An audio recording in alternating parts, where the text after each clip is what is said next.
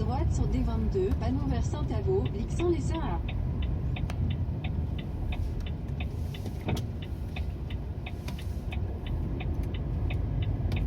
Continuez sur D22 pendant 12 km.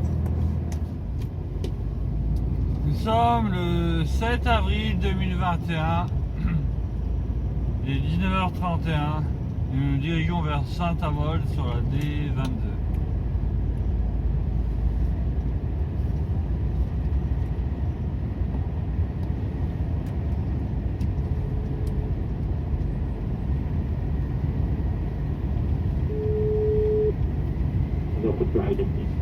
Oui, c'est moi.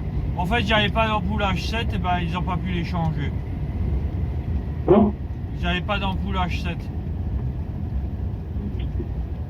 Ah, ils ont rien pu changer. Demain, je viendrai sûrement en retard parce qu'il faut être à 8h là-bas. C'est embêtant. Ouais, c'est embêtant, ouais. Ouais. Ceux-là, il était prêt à me les changer et de voir ce qui se passe si j'avais les ampoules H7. Essaye de t'arrêter à une station, une heure de repos. Essaye déjà de les acheter déjà. Ouais, ouais, Tiens-moi au courant, d'accord? ouais. Parce que c'est comme ça, tu risques de te faire verbaliser. Ah oui, bah, hier Ben m'avait dit je peux quand même rouler avec des feux anti-brouillard ou avec des grands phares, mais bon, j'en sais rien parce que si j'éblouis, même si je les baisse. Écoute, si t'as dit ça, ben écoute, c'est pas mieux que moi. Ouais. Mais moi je lui ai dit, on sait jamais parce que si j'éblouis les gens. Écoute, essaye d'abord de les acheter, après on verra, d'accord? Ouais, d'accord, ouais. Je les achète avec la carte UTA ou alors je me fais rembourser. Non, tu te demandes d'abord si ça passe avec la carte PTA, tu leur demandes toujours, d'accord? Ouais, d'accord, ouais. Allez, bon courage, Henri. Merci. Merci, salut. Ouais.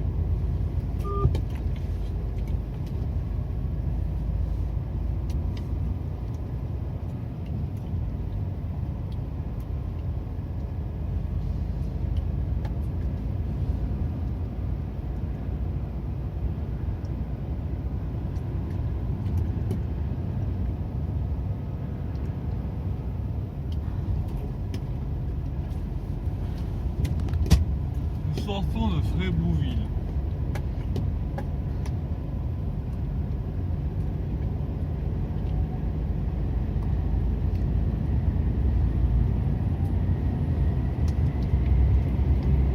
Donc on est le 7 avril 2021, il est 19h33.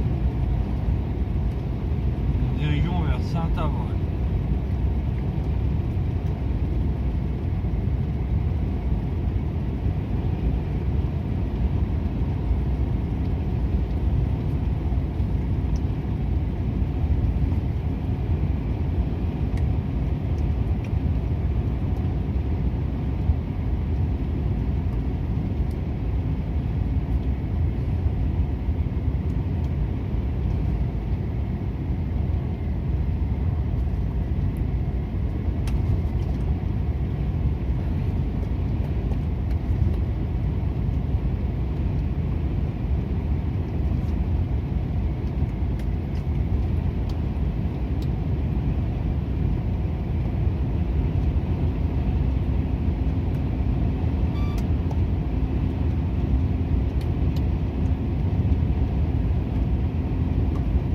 Ça va à 8 km de Saint-Avold.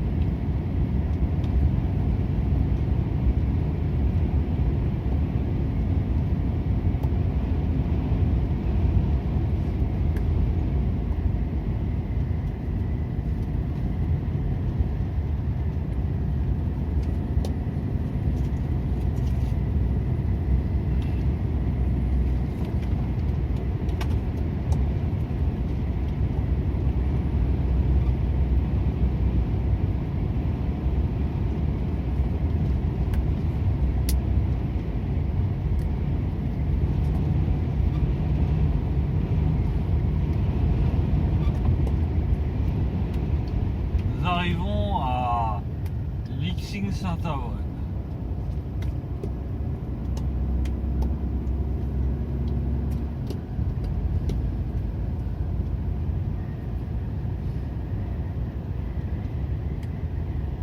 Il est 19h36, il fait 6 degrés Celsius.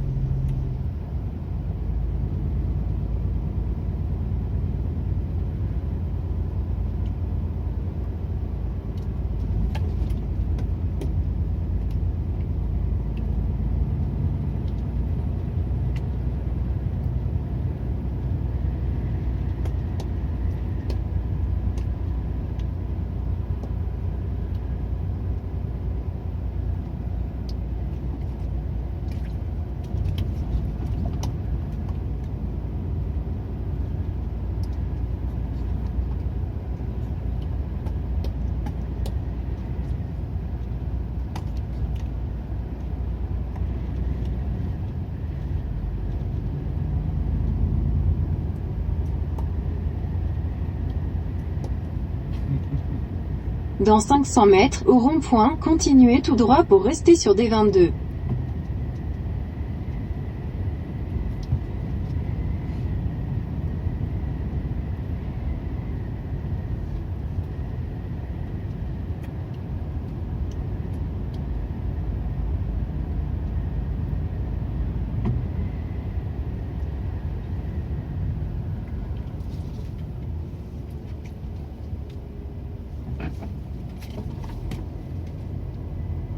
Dans 500 mètres, au rond-point, continuez tout droit sur rue de Lagnier, D22.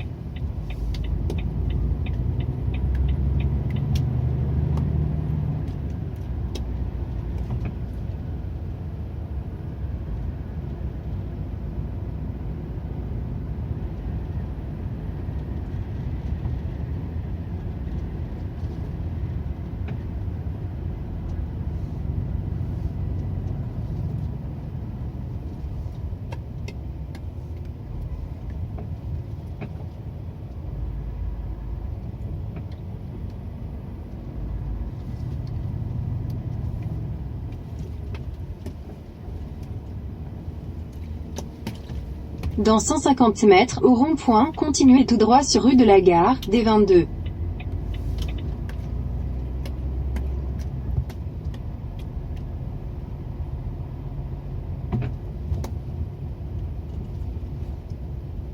Nous sommes à Valmont.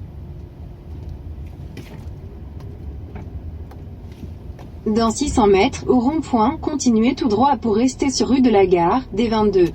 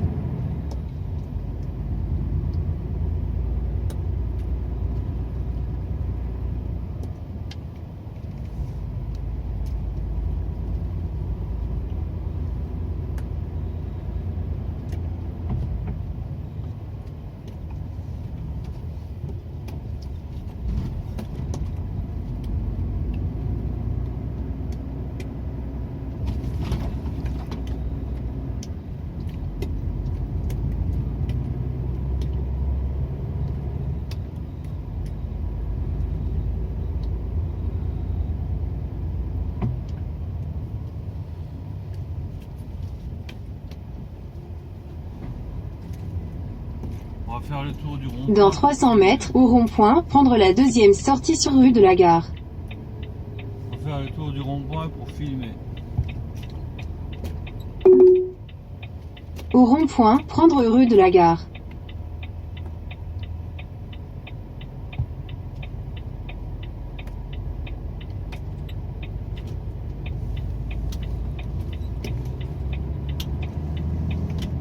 Dans 300 mètres, au rond-point, prendre la deuxième sortie sur rue de la Gare.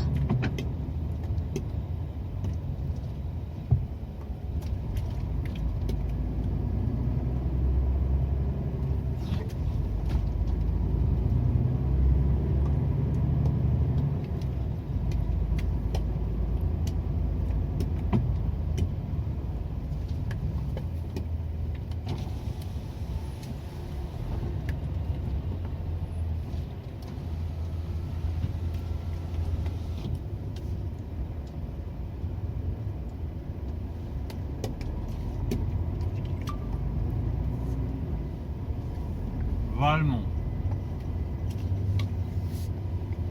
Au rond-point, prendre rue de la Gare. Continuez pendant 1 km.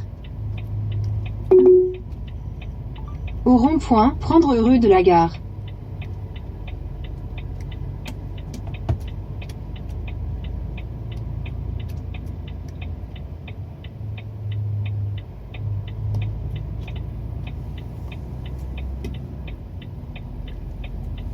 Continuez pendant 1 km.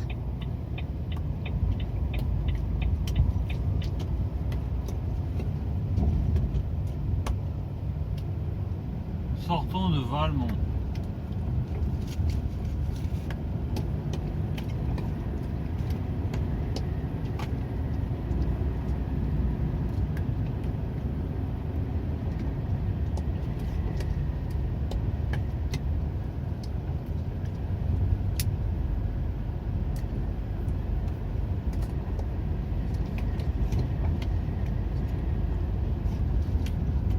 Dans 500 mètres, au rond-point, prendre la deuxième sortie sur rue du Général de Gaulle.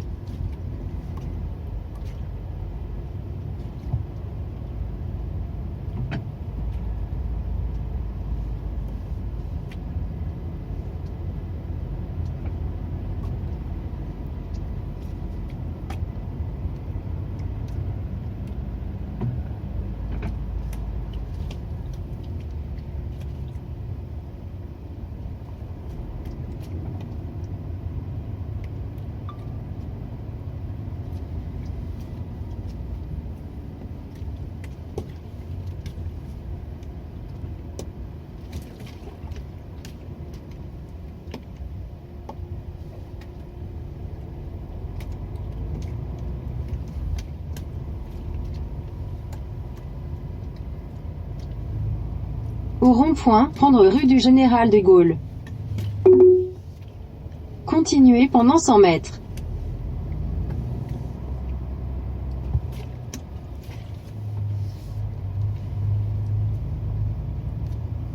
Au rond-point, prendre rue du Général de Gaulle.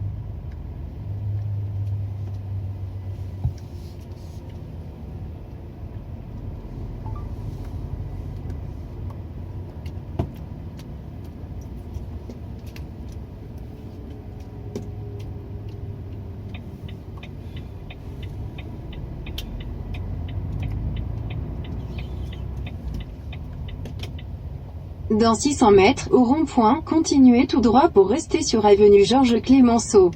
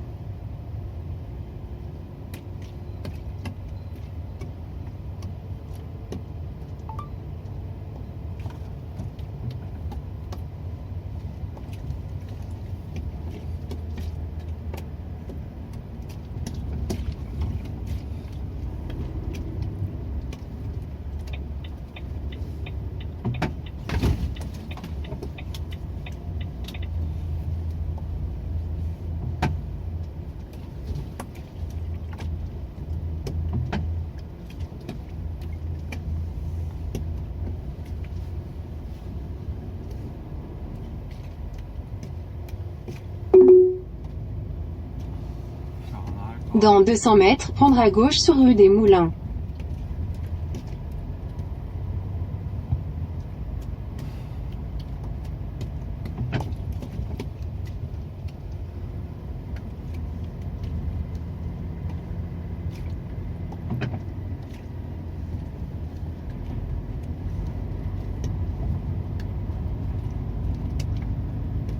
Là, nous sommes à Saint-Avold.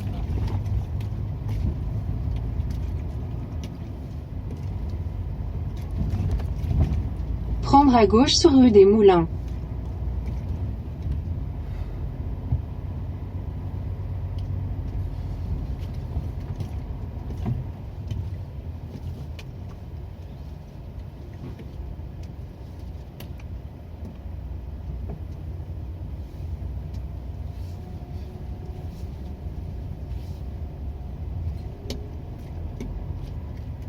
Dans 300 mètres, au rond-point, prendre la deuxième sortie sur boulevard de Lorraine.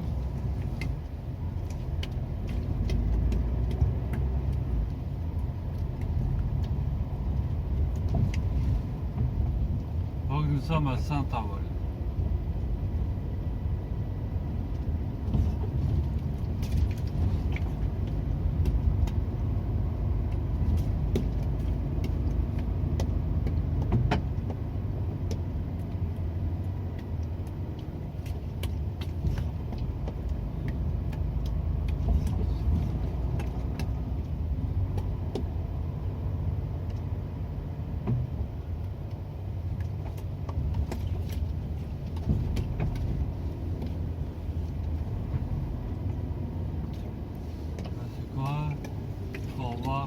Dans 100 mètres, au rond-point, prendre la première sortie sur avenue Georges Clémenceau.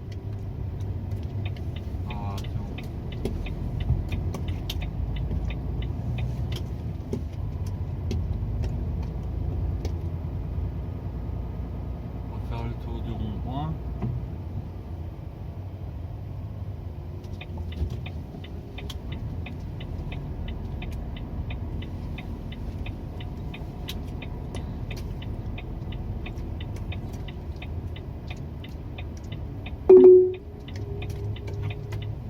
Au rond-point, prendra avenue Georges Clémenceau.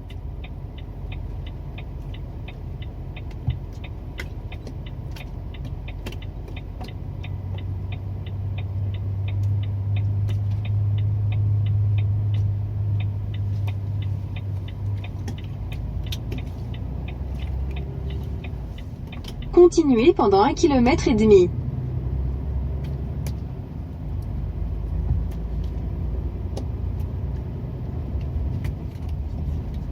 Donc nous sommes à Saint-Avold.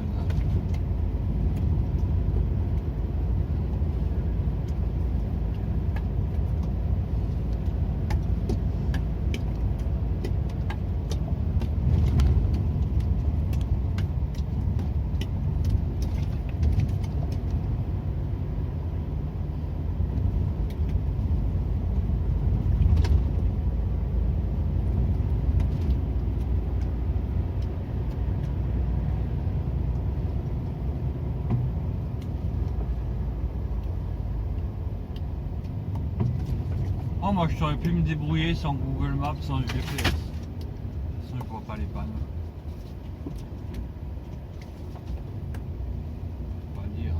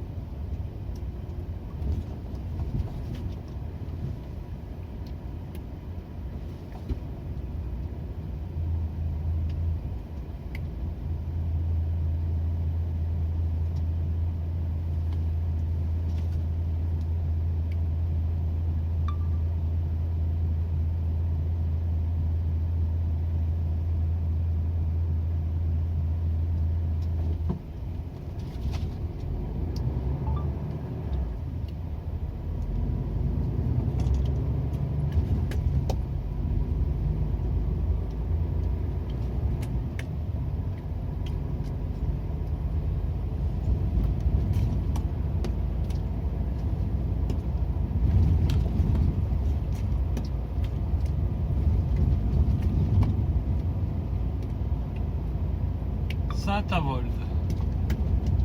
Dans 400 mètres, au rond-point, prendre la deuxième sortie sur rue de Fayetteville, des 633.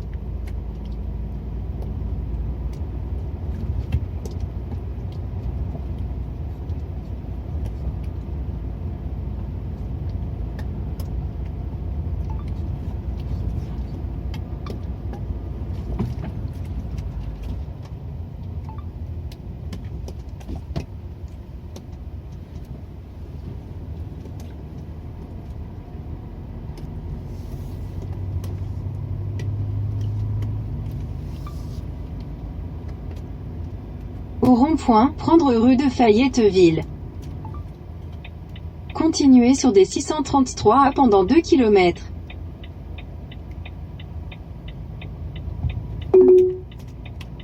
Continuez pendant 100 mètres.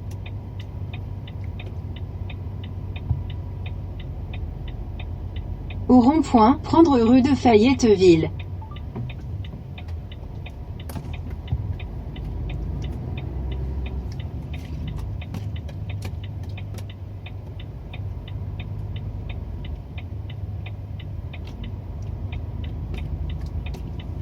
Continuez sur des 633 à pendant 2 km.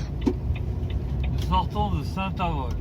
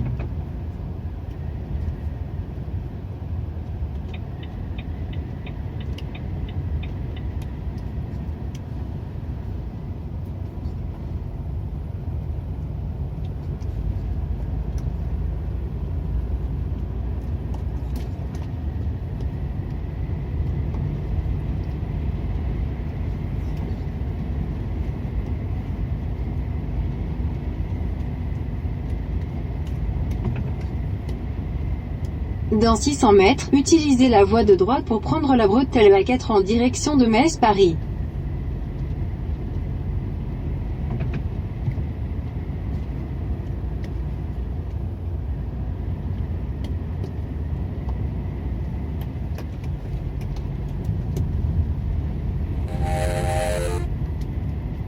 Utilisez la voie de droite pour prendre la bretelle A4, puis restez à gauche à l'embranchement.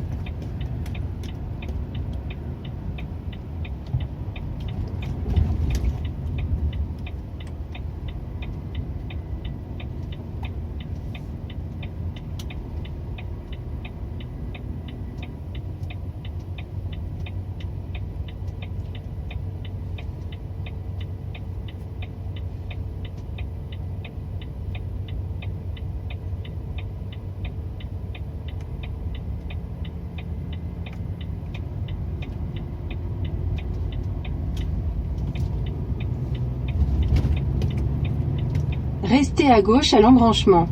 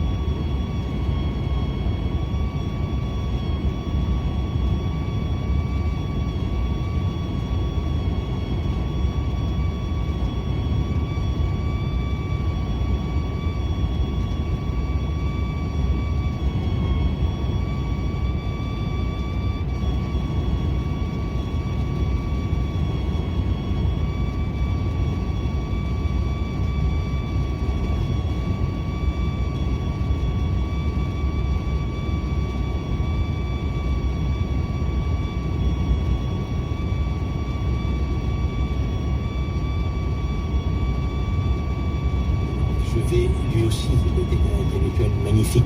Et donc je vais utiliser la richesse de mon argumentation contre ses idées. Et lui, il ne pourra pas me répondre. Avouez que c'est profondément injuste. Et donc le dialogue décalé m'est apparu sans issue réellement. Et lorsque donc j'en suis arrivé à reprendre la question, je me suis dit voilà, puisque j'ai l'âge d'être le père de mon père, je vais être le père de mon père et je vais lui redonner vie. Je vais lui redonner vie. Et je vais l'accompagner dans sa vie. Et peut-être alors vais-je arriver à me faire sa reconnaissance de sa main. Et c'est ce qui s'est passé. J'ai écrit ce livre dans une émotion intellectuelle, une tension incroyable. Je finissais d'écrire en pleine nuit, totalement en pleurs. D'autant plus que j'ai quitté Axel pour écrire ce livre. J'avais tout lu de lui. Ses écrits, ses lettres, ce qu'on avait écrit un peu de lui, tout lu. Il a écrit des milliers et des milliers de pages. Et donc j'ai décidé d'être Jean. De cesser d'être Axel, d'être Jean. Et Jean a vécu. Jean s'est exprimé.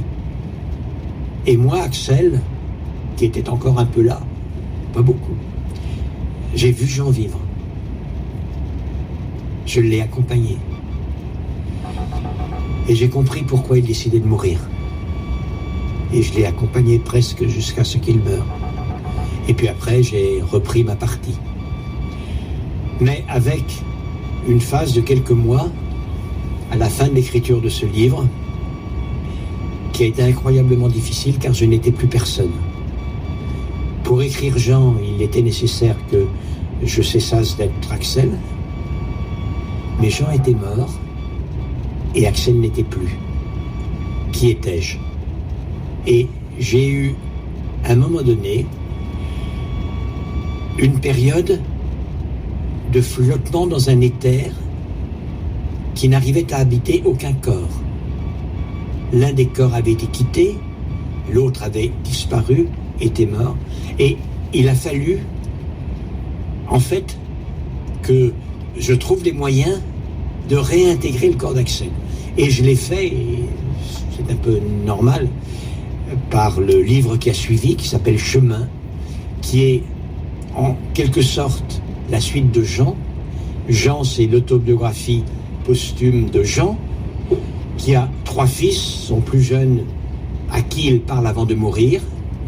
Et Axel prend le témoin. Il prend le relais. Et il raconte la suite, Axel vu par lui. Dans Jean, il y a Axel vu par Jean. Mais Axel vu par Jean, ça n'est pas Axel vu par Axel. En réalité. Vous voyez, il y a eu une expérience psychologique incroyable dans l'écriture de ce livre et dans la succession entre ces deux biographies, l'autobiographie posthume de Jean et la biographie d'Axel, pas encore tout à fait mort. Et à travers cette expérience narrative, le fait de vous incorporer à l'intérieur de votre père, est-ce que ça a permis la réalisation de ce deuil rétrospectivement? La réponse est oui, je crois. D'abord parce que, vous savez, et tous les gens qui l'ont connu et qui ont lu ce livre m'ont dit la même chose. Moi, je pourrais avoir un billet d'auteur. Ils m'ont dit, on a vu vivre Jean. Ils m'ont dit, c'est fantastique, parce qu'il était là. Et donc, comme il était là, j'ai pas été comme ce garçon, cet homme, ce jeune homme déjà marié, qui va avoir son premier enfant, que les gendarmes avertissent qu'on a trouvé la dépouille détruite, brisée, d'un homme qu'il doit venir reconnaître comme étant son père. Non, j'ai vu vivre un vivant, qui depuis son enfance, jusqu'à la décision de se tuer, se tue. Il n'y a plus de discontinuité. Vous savez, quand j'ai vu Jean Kahn brisé, je n'ai pu me faire à l'idée de cette brisure d'homme qui était devenu mon père. il fallait que je restaure la statue. Jean, c'est l'effort que j'ai accompli pour restaurer la statue dans son intégrité. Et c'est sûrement la plus belle preuve d'amour que vous auriez pu lui faire. Je ne sais, je ne l'ai pas vu comme cela, mais l'amour est tellement immense de toute façon. Comment vos grands frères, bien plus tard, ont réagi en apprenant l'existence de cette lettre? Olivier ne l'a jamais appris. Il est décédé avant. Olivier est mort auparavant. Olivier est mort à 59 ans. La première fois que j'ai parlé de cette lettre, c'est dans un livre qui s'appelle Raisonnable et humain. Jean-François l'a appris. D'une certaine manière, il est préférable que cela eût été Jean-François et non pas Olivier. Parce que Olivier était sur le même moule que moi. Scientifique. Scientifique, mais aussi d'une extraordinaire sensibilité. Une sensibilité à fleur de peau. Un romantisme à fleur de peau. Jean-François est un littéraire, mais différent de ce point de vue-là, en réalité. Je le juge plutôt moins romantique, quoique un très très très grand connaisseur et écrivain sur Victor Hugo. Dans sa vie, il se laisse moins aller, du moins à l'extériorisation des émotions. Et donc je pense que ça l'a interpellé, intéressé, ça ne l'a pas bouleversé. Olivier eût été bouleversé. Mais quand même, il n'y a pas eu une sorte de position envieuse de la part de Jean-François? Non, parce que je lui ai expliqué que je n'étais pas le fils élu. Du tout. Et je lui ai expliqué, je lui ai dit d'ailleurs, comment vouliez-vous que j'en parle à mes aînés? Il y avait deux possibilités. L'une que j'ai écartée rapidement, celle selon laquelle j'étais le fils élu. Quel fils, quel frère j'étais si m'étais enorgueilli auprès de mes aînés d'être, quoique le Benjamin, le fils élu. Jamais j'aurais pu faire ça. La bonne interprétation est plutôt que cette lettre manifestait la lucidité de mon papa, de notre père, sur mes capacités, mais également mes brisures, mes fragilités. C'est pas facile à dire cela à ses frères non plus. Lui 40 ans, vous voyez. C'est sûr. Et d'ailleurs, cette interprétation plutôt pragmatique, votre maman la partageait, non?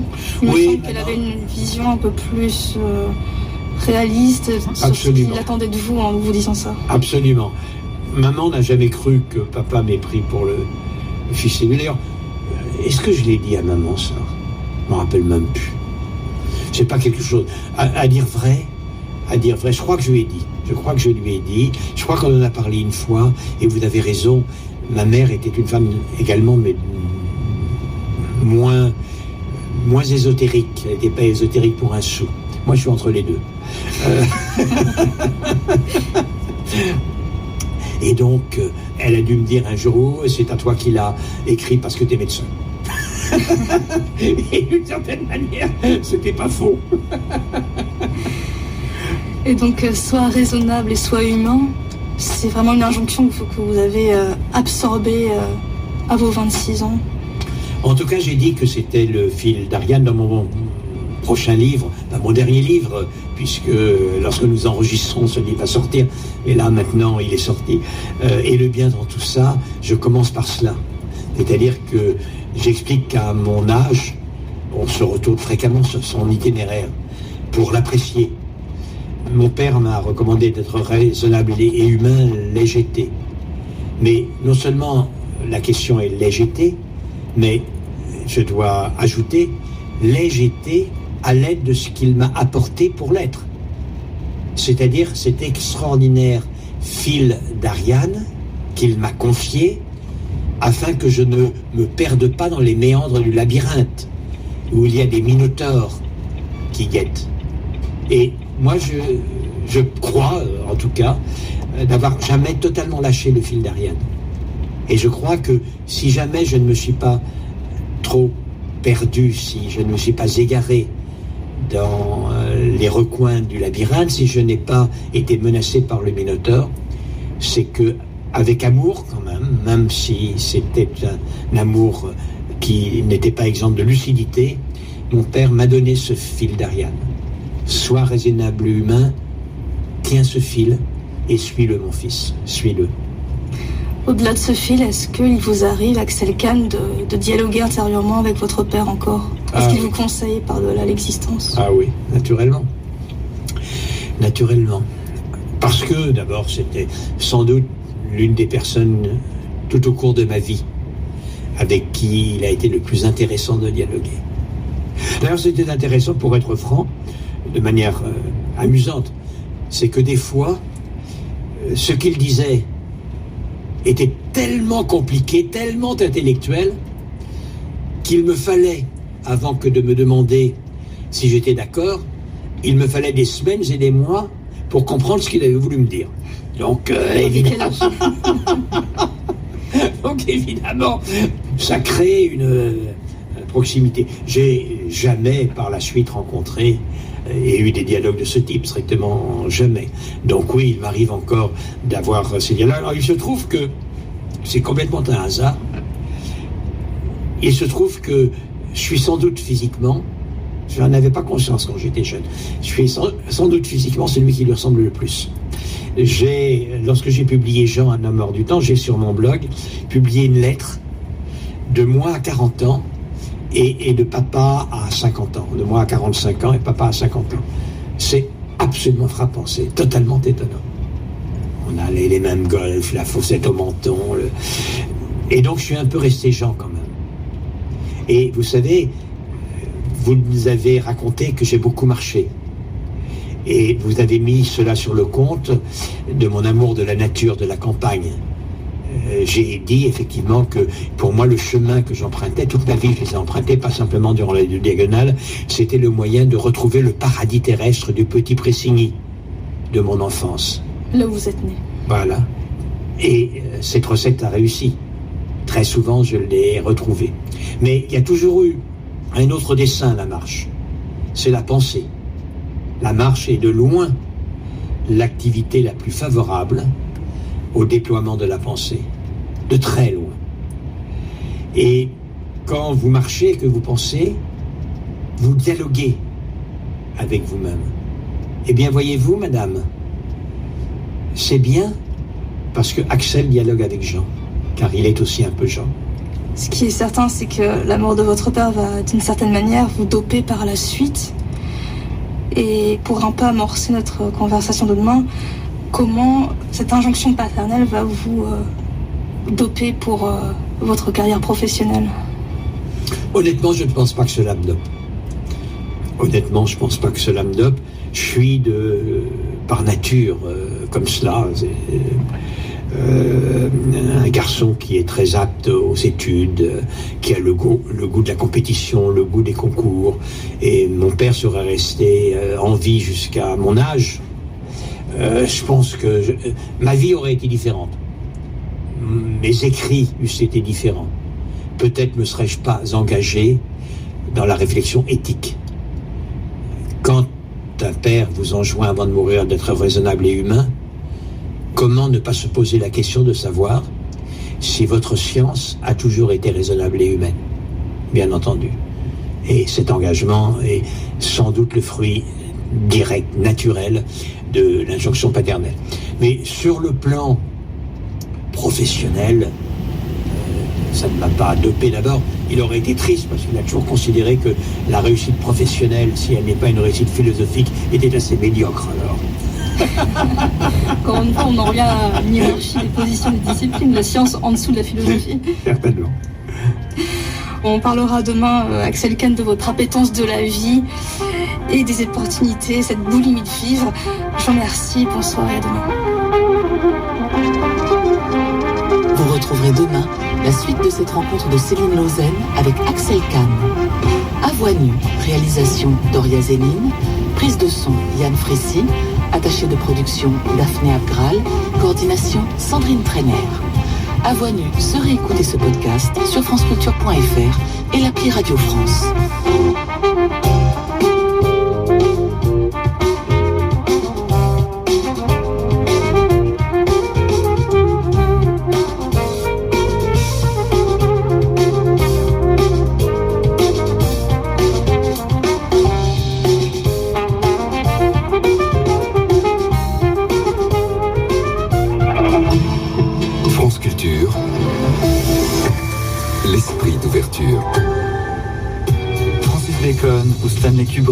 Clésio ou Chopin, tous les classiques ont leur place dans la Compagnie des œuvres. Sur France Culture, la Compagnie des œuvres, Mathieu Garrigou-Lagrange. Chaque semaine, nous racontons d'abord la biographie de ces grands créateurs, puis nous ouvrons à leur œuvre en essayant de nous approcher tout au long de 4 épisodes de ce qui fait la substance intime d'une création artistique ou littéraire. La Compagnie des œuvres, dès 6h du matin sur France Culture, franceculture.fr et l'appli Radio France.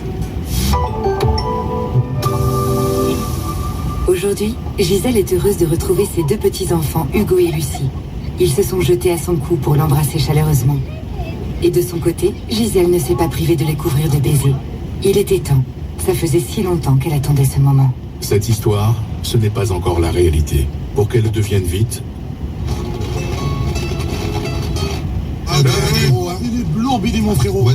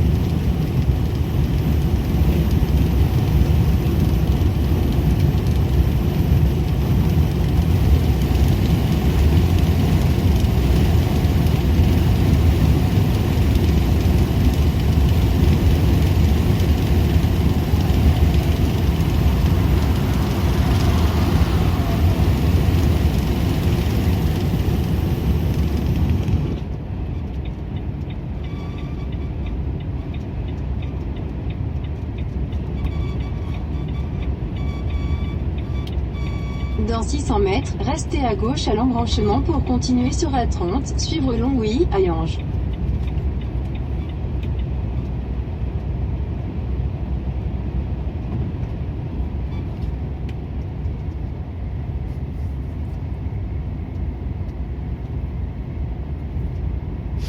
Restez à gauche à l'embranchement pour continuer sur A30.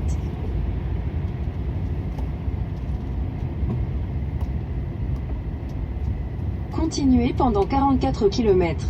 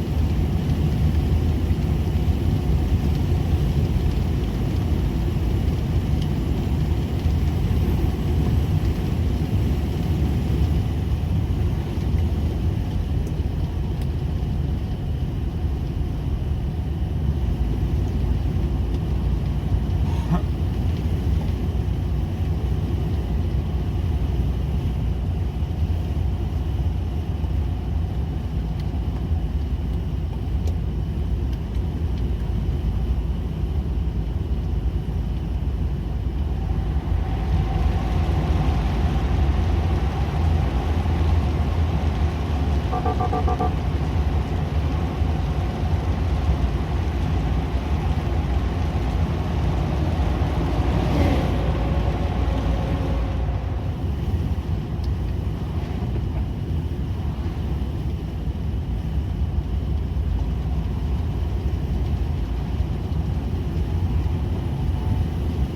sommes sur la A30, direction Longwy.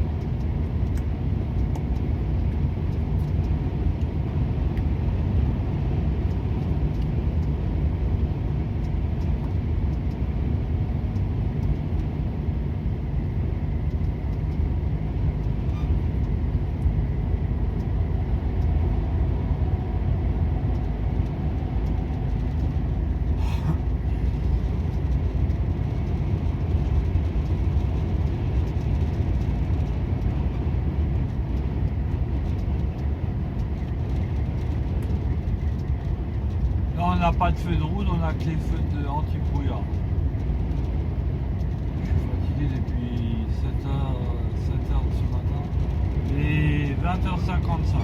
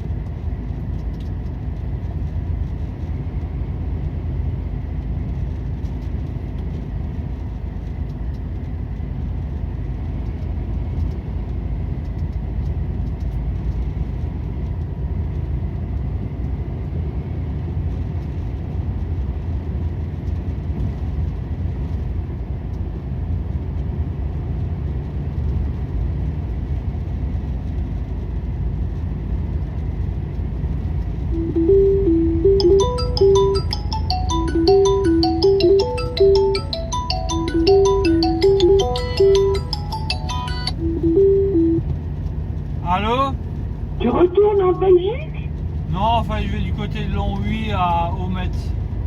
Je dois charger pour demain à 8h. Bon, moi ça m'énerve parce que j'ai pas les feux de route. Enfin les feux les codes, j'ai pas les codes, alors je me roule avec les anti-brouillards.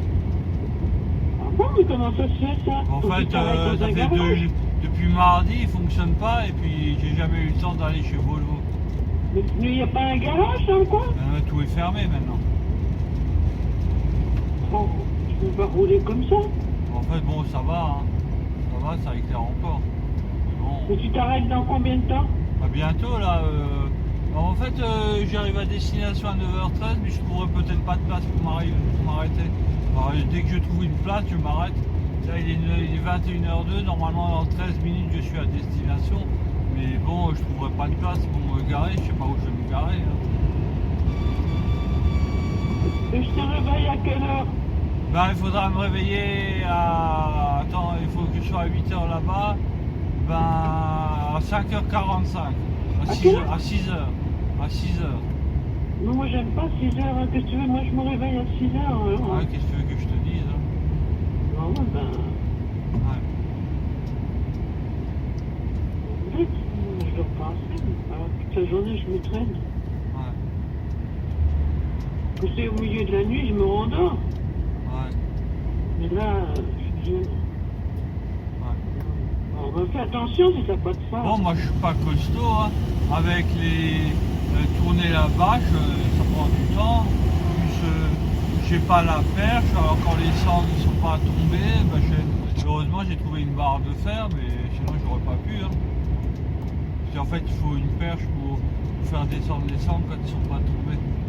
Alors, moi, et ce soir, faut que tu t'amuses aussi avec la bâche, hein? Ben, demain à 8h. Oh. Enfin, pareil, demain il fait un peu plus chaud déjà. Ben, il fait déjà plus chaud, aujourd'hui il y avait des giboulées de neige. Avant-hier, il y avait des giboulées de neige, c'est des fois moins aujourd'hui.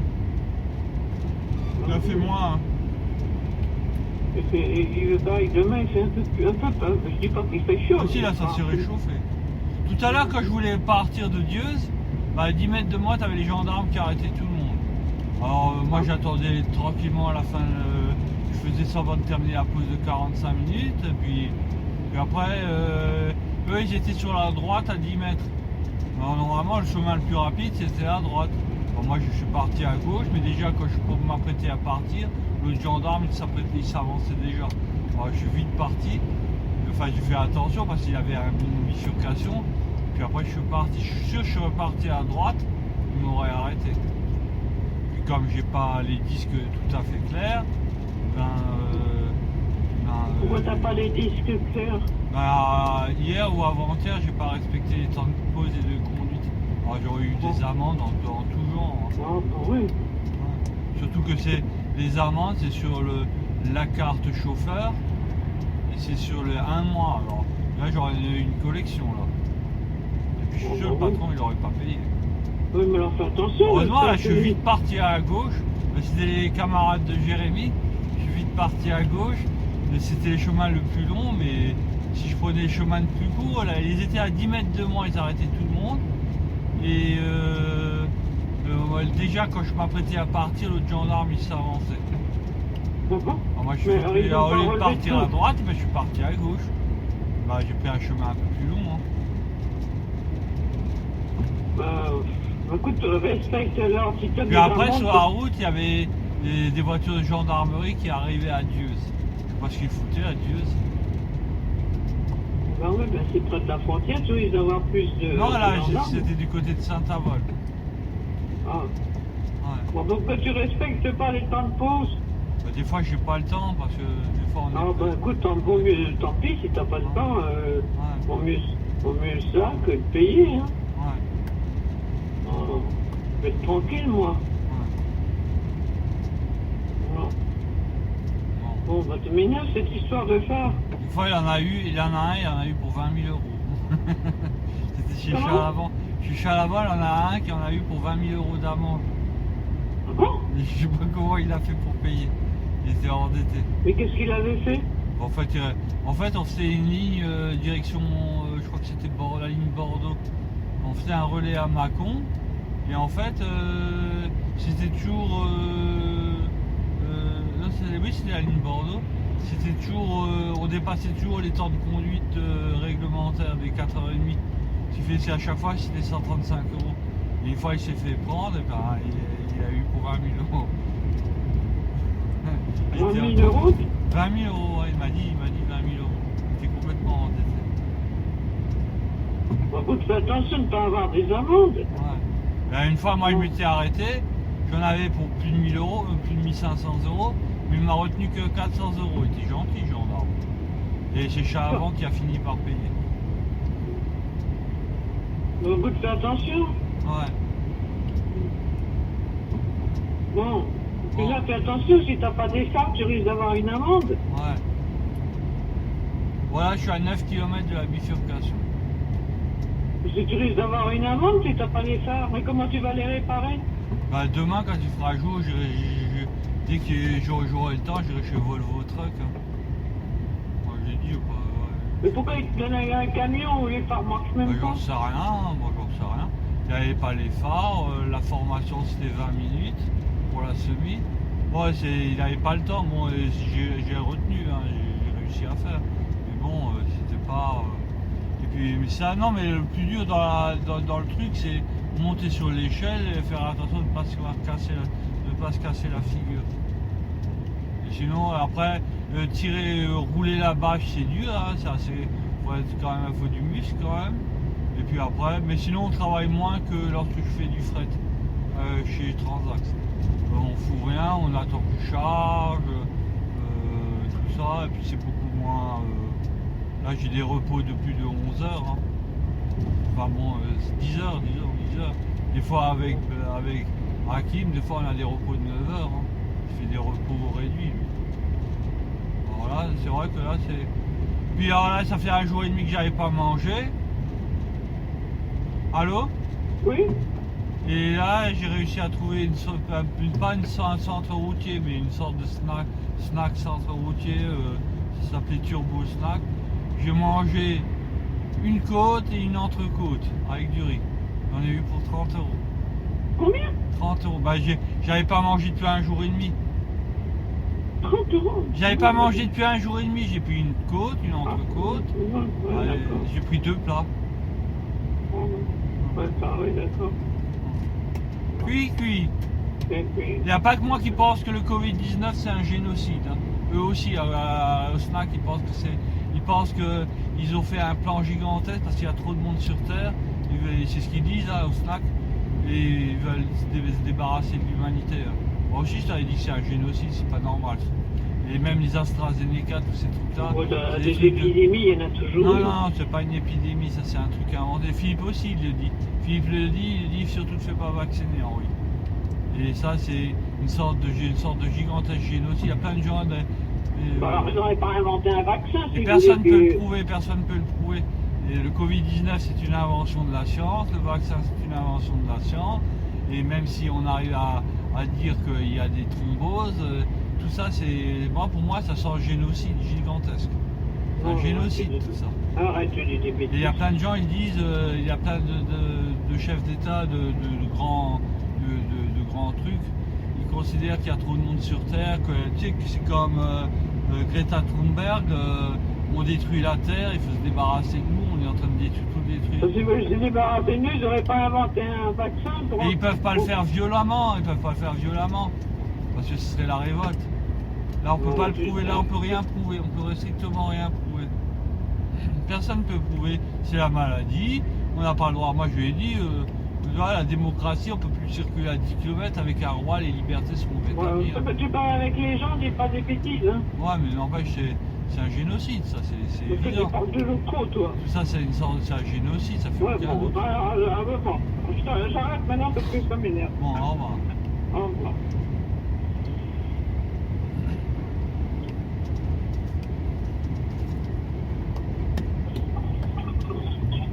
Bon, bah, il t'a là le téléphone.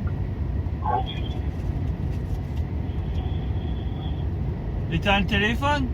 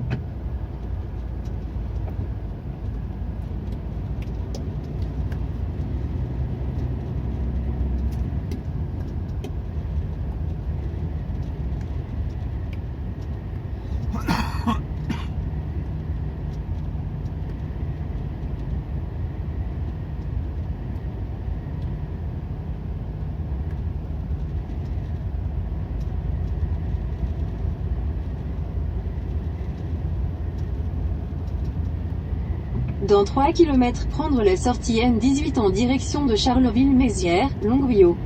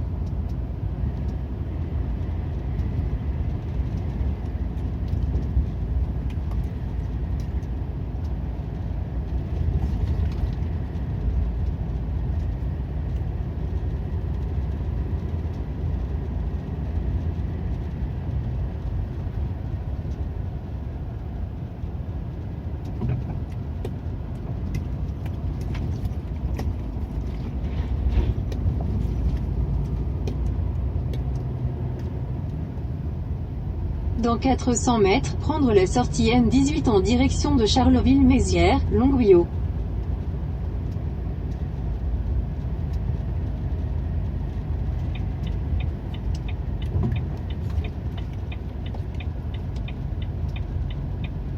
Prendre la sortie N18.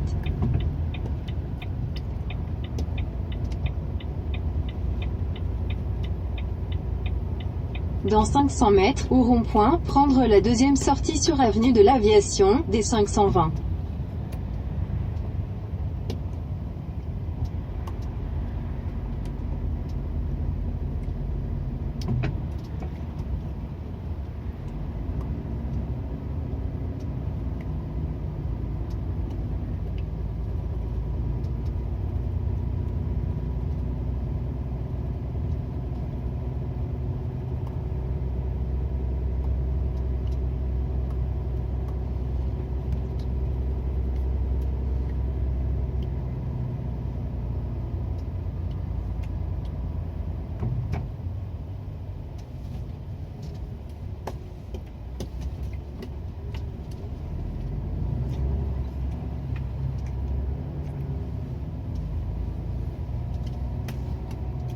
Au rond-point, prendre avenue de l'Aviation.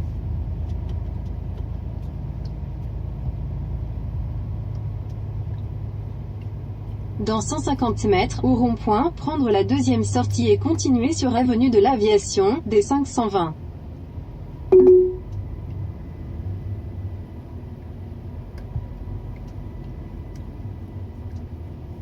Au rond-point, prendre avenue de l'Aviation.